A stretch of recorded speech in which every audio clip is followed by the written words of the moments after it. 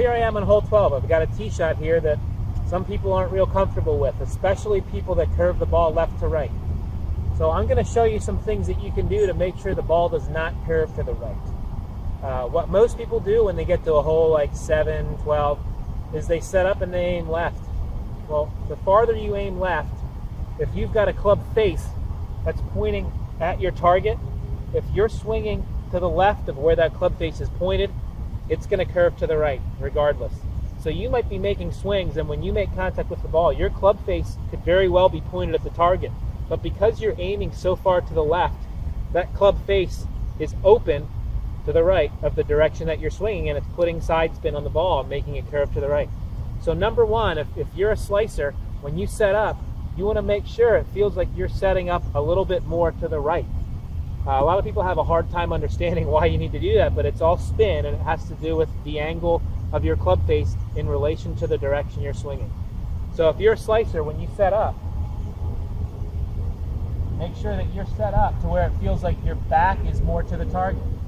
One of the other things that people who tend to slice the ball do is they set up with their left shoulder a little lower than their right shoulder, which is a surefire way to hit a slice and hit it short. So when you set up, you want to make sure that it feels like your right shoulder is quite a bit lower than your left shoulder, and you want to feel like your right shoulder is behind your left shoulder. So it's going to feel like your back is to the target quite a bit.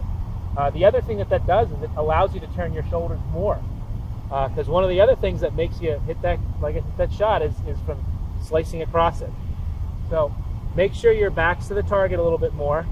Make sure your right shoulder is lower than your left shoulder, and make sure it feels like your aim's to the right.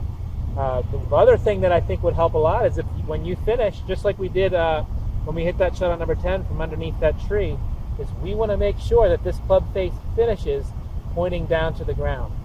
So we're going to give it a shot here.